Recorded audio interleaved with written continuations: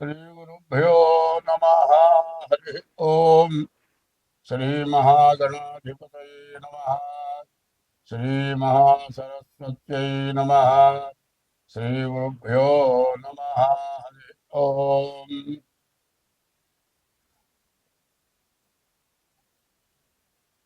वंदे शम्भुमापतिं सुरगुरुं वंदे जगत्कारणं वंदे पन्नगभूषणं मृगधरं वंदे पशूनां पतिं वंदे शौर्यशशाङ्कवक्निनयनं वंदे मुकुन्दप्रियं वंदे भक्तजनाश्रयं च वरदं वंदे शिवं శంకరం. అసలైన విషయం ఒకటి చెప్పుకోవాలి. విష్ణుమూర్తి ఏమో సర్పం మీద పడుకున్నాడు. శివుడేమో సర్పాన్ని ఒక ఆభరణంగా ధరించాడు. మరి బ్రహ్మ విష్ణు మహేశ్వరులు దేవతలు వాళ్ళు సర్పాన్ని ఎంత గౌరవించారు. ఆయనేమో ఆభరణంగా ధరించా, ఆయనేమో చెయ్యలుగా ధరించారు. మరి ఆ సర్పానికి ఎంత విలువ ఉంటే వాళ్ళు ఎట్లా చేశారు. మనమంతా కూడా ఈ సర్పాన్ని భయపడి దాన్ని చంపి దానివల్ల కాలసర్ప దోషాలు, కుజ దోషాలు ఇటువంటివి వచ్చి మనం అందరం బాధపడుతున్నాం.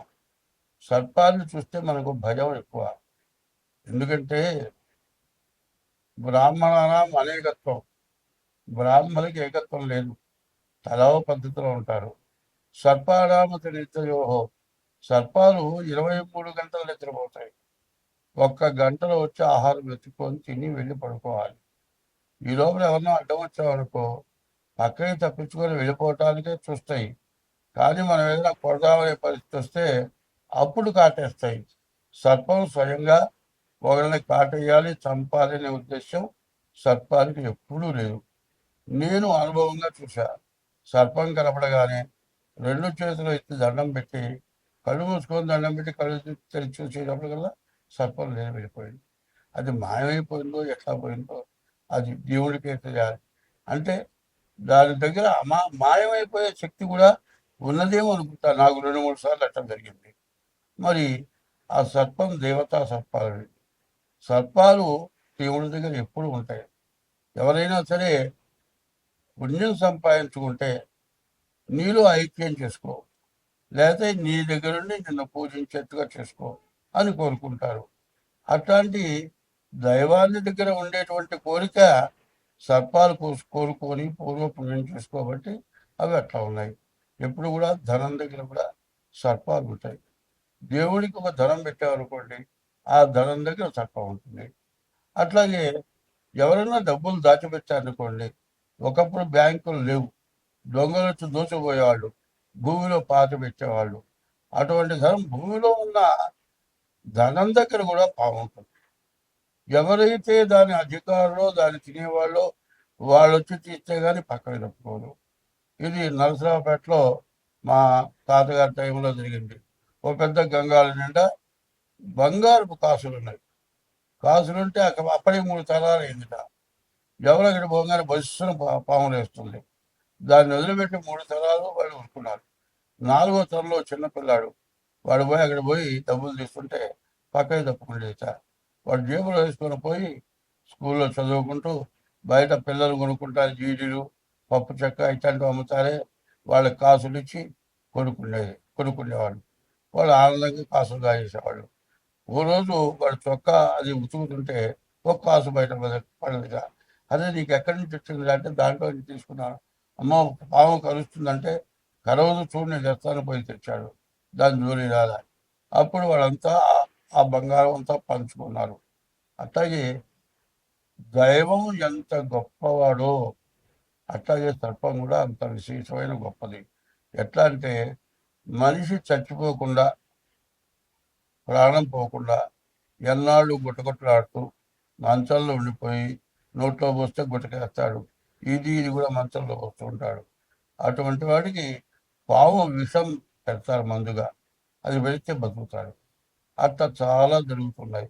ఇప్పుడు చూడండి, ఎయిడ్స్ వ్యాధికి వచ్చేప్పటికల్లా పాము విషమే ఎయిడ్స్ వ్యాధికి వాడుతున్నారు. ఇది కూడా కాకుండా ఈ తేలు మందు, కొన్ని వ్యాధులు వచ్చినాయి, ఏది కుష్ఠరోగం లాంటి వ్యాధులు, అటువంటి వాటికి తేలు మందు వాడుతున్నారు. కాబట్టి భగవంతుడు యొక్క నమ్మేవాడు ఎవడైనా సరే ప్రతి జీవరాశి దైవంగా నమ్ముతారు. ప్రతి జీవరాశిని కూడా దైవంగా నమ్ముతారు. కాబట్టి ఏ జీవరాశిని చంపకూడదు. మనం వదిలిపెడితే దాని అది వెళ్ళిపోతుంది. ఇంట్లోకి వచ్చిన పాము కూడా దాని వెళ్ళిపోయిన రోజు నాకు జరిగింది. మా ఇంట్లో మా అమ్మాయి గారింట్లో దాదాపు 2 బార్ల పాము కలిపేసి వెళ్ళిపోయింది. దాన్ని కొట్టించాలంటే 5 నిమిషాలు పడుతుంది. 10 మంది వస్తారు, కొడతారు. ఒక ఆడ మనిషి ఉంది, అది ఒక్కటే పాము చంపుతుంది. మరి ఇవన్నీ కూడా అనుభవపూర్వకంగా చెబుతున్నాను. ఇది చెప్పింది ప్రతి రాశిలో కూడా వెయ్యాలి. ఎందుకంటే పాము జోలికి ఎవరు పోవద్దు. పాము జోలికి పోయినట్లయితే కాల సర్పయోగం కుజ దోషం, కాల సర్ప దోషం, కుజ దోషం వస్తుంది.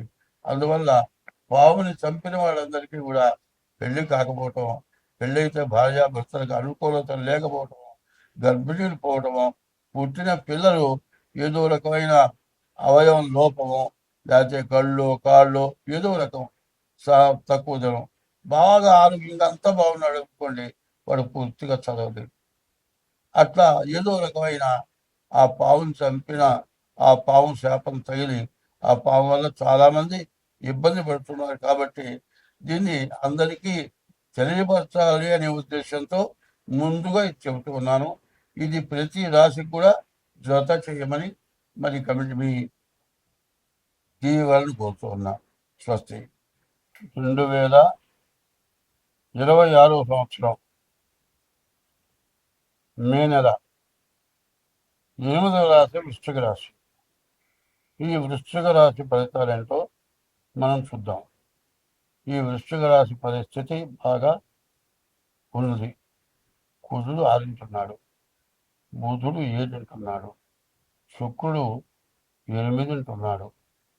3 గ్రహాలే బాగున్నాయి, 5 గ్రహాలు పూర్తిగా బాగాలేవు.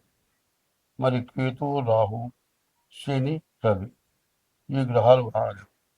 సరిగా చెప్పాలంటే ప్రతి రాశికి కూడా కాలసర్ప దోషం బాగా కనబడుతుంది. ఈ కాలసర్ప దోషం అంటే ఏమిటంటే మనం చేసే పనే, ఆ పని హతమైపోతుంది, సర్వస్వం ఏం మిగలకుండా పోతుంది. అంటే కాలమే సర్పమై కాటేసిందని అర్థం. నువ్వు 100 సంపాదించేవాడు కాదు, కానీ కోట్లుగా సంపాదించేవాడు కానీ పతనమైపోవటమే జరుగుతుంది. నే కళతో చూసిన చోట బంగారపు ఫోటోలు పెట్టారు, మరి గోతాలతో డబ్బులు పోసుకెళ్ళారు. గోతాలతో సిమెంట్ గోగులన్నర గోతాలు ఉండేవి, గోతాలతో డబ్బులు మూట కట్టుకొని ఇంటికెళ్ళారు. ఆ కొట్టి వాళ్ళే, ఆ కొట్టు పిల్లలు కూడా ఎవరు కనపట్ల, ఎక్కడ ఉన్నారో కూడా తెలియదు. ఏమిటంటే ఈ కాలసర్ప దోషం వస్తే అట్లా అడ్రస్ లేకుండా చేస్తాయి. కారణం ఏంటి? బాగా బతికిన వాడు మళ్ళీ అక్కడ ఆ ఊళ్ళో వాడి మొహం ఎవరికి చూపించలేడు. ఎక్కడో కాలంగా అంత పోయి బతుకుతాడు. వాళ్ళ పిల్లలు ఎక్కడున్నారో, వాళ్ళ మనవాళ్ళు ఎక్కడున్నారో నాకు తెలియదు. మరి అటువంటి కొట్లో నేను దర్శనం పెట్టేస్తే వేదం చదువుకుండే పండితులు వచ్చేవాడు. కనీసం 50 మంది పండితులు వస్తే ఆ రోజుల్లోనే రూపాయి ఇచ్చేవాడు. రూపాయి అంటే ఇవాళ 10,000తో సమానం ఆ రోజు లెక్క. అటువంటి డబ్బులు ఇచ్చి అటువంటి కొట్లు పతనం అయిపోయినాయి. ఏమిటంటే అంటే ఈ కాలసర్ప దోషమే కారణం.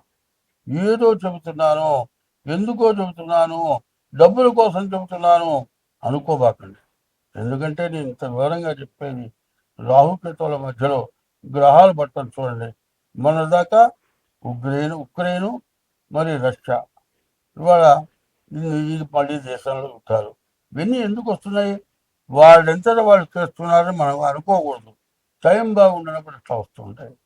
టైం బాగుండినప్పుడు అందరూ నష్టపడిపోతారు. ఆ 2 దేశాలు నష్టపడతాయి, దేశాల్లో ప్రజలు నష్టపడతారు, మిగతా ఇతర దేశాల ప్రజలు కూడా చాలా నష్టపడతారు. ఇప్పుడు పెట్రోల్ పెరిగిందనుకోండి, ప్రతి వస్తువు కూడా రేటు పెరుగుతుంది. ఇట్లా తయారైపోయే గ్యాస్ కూడా దొరకట్లేదు. ఇట్లాంటి సమస్యలు రావడానికి ఏంటంటే కాలసర్పయోగమే కారణం. ఈ రాశి వాళ్ళకి కుజుడు, బుధుడు, శుక్రుడు బాగున్నారు. కుజు వల్ల స్వక్షేత్రంలో కుజుడున్నాడు కాబట్టి ఇల్లు కానీ, స్థలం కానీ, పొలం కానీ కొనుక్కుంటానికి ఖచ్చితంగా అవకాశం ఉంది. ఈ అవకాశం దారం విడుచుకోకుండా అప్పు చేసైనా సరే మీరు ఇల్లు కొనుక్కోవచ్చు. తర్వాత బుధుడు బాగున్నాడు, వ్యాపారంలో మంచి లాభం వస్తుంది. శుక్రుడు బాగుండటం వల్ల గృహము గృహిణి అన్నారు. గృహానికి ఆధార వ్యవస్థ గృహిణి.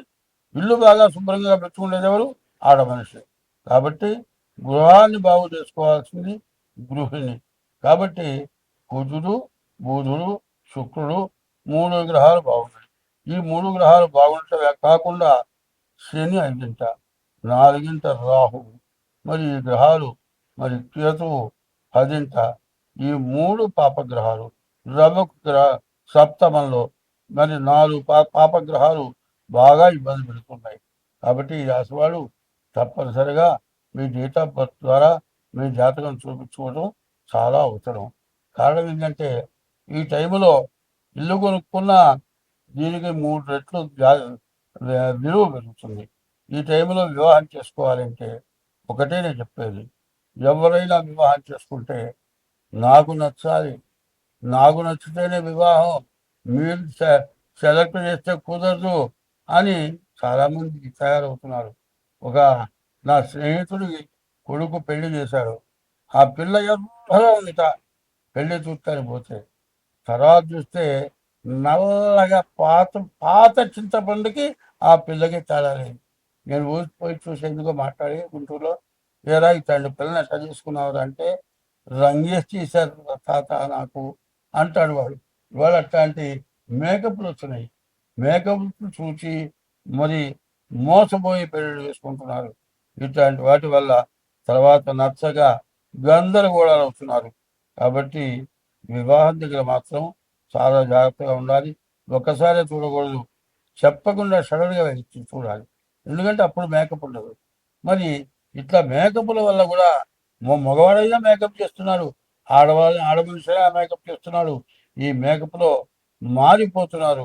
నేను మాట చెబుతాను, ఒకప్పుడు ఈ సినిమా యాక్టర్ పేరు గుర్తులేదు, నల్లగా ఉంటుంది కానీ వాడి స్త్రీ అంత నలుపు ఎవరు లేరు. మరి మేకప్లో చూస్తే మనిషి ఎంతో రంగుగా ఉంటుంది. ఇట్లాంటి మోసాలు జరుగుతున్నాయి. ఇప్పుడు రంగు కాదండి కావాల్సింది, జాతకంలో చూసి, జాతకంలో వీళ్ళు వస్తే గడపలోకి వస్తే కలుస్తుందా లేదా అది చూసుకోవాలి. నేను కూడా నల్లటమ్మాయినే చేసుకున్నా, ఎర్రటమ్మాయిని కావాలని కోరుకోలే. మా అక్కడి కూతురు ఉన్నారు, ఇస్తామన్నారు. వాళ్ళు ఏదో మమ్మల్ని అన్యాయం చేశారు కాబట్టి వాళ్ళ పిల్లల్ని చేసుకోకూడదు అనుకున్నా. నల్లటామనే చేసుకున్నా, ఇవాటి బాగానే ఉన్నా, అందరూ సుఖసుంతో ఉన్నాం. కానీ ఈ టైంలో 4 గ్రహాలు బాగా లేవు కాబట్టి డేట్ ఆఫ్ బర్త్ ద్వారా మీరు జాతకం చూపించుకోవడం చాలా అవసరం. స్వస్తి.